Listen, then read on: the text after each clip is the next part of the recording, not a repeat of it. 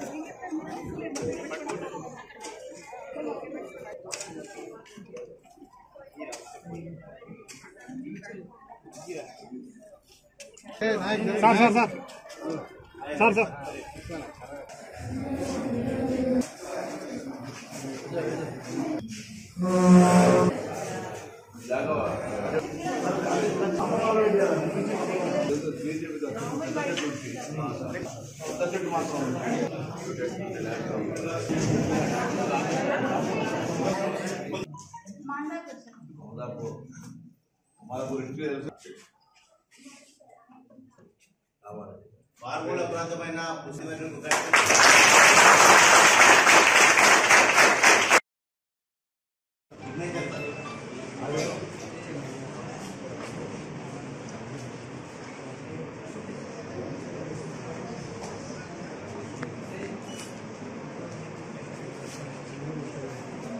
Photograph ఎలా Satavahana engineering college ఇక్కడికి వచ్చింది.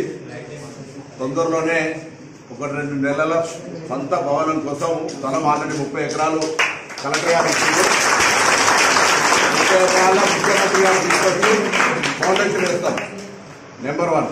నెంబర్ 2, ఇవాళ మీకు హాస్టల్ లేదంటే సరే కొంతమంది అక్కడ పిల్లలు లేకుండా కొంత దాన్ని అటెండ్ చేసి స్థానికులందరూ సహకారంతో అక్కడ హాస్టల్ ఇప్పుడు బాయ్స్ గర్ల్స్ హాస్టల్ అయిందా? పర్వాలేదా? వసతులు ఇంకెవరు కావాలంటే ఇప్పుడు మొహమాట వద్దు. మీరు రేపు పొద్దున ఫస్ట్ ఇయర్ కాలేజీలనే మాకు అన్ని రకాల సౌకర్యాలు ఉన్నాయనేటువంటి ఒక భావంతో ఉండాలి. మీరు ఏదైనా లోపం ఉంటే మనం మొదటి కుటుంబం కొత్తగా పెళ్ళై ఇల్లు పెట్టుకున్నప్పుడు కొన్ని సామాన్లు కథా కార్ఖానా పొత్తిలు కట్టుకోవడం కొంచెం సెట్ కావడం టైం పట్టినట్టు ఎవరైనా మీ అందుబాటులో ఉండి మీకు సంబంధించిన సమస్య లేకుండా ఉంచాలనేది దాని ఆలోచన. కాలేజ్ స్టార్ట్ అయిన లోపల మీకు హాస్టల్ ఫెసిలిటీ ఇచ్చినామా లేదా? ఇంకా లేవన్న ప్రాబ్లమ్స్ ఉండొచ్చు, లేవంటలేదు. ఒకటే రోజు మొత్తం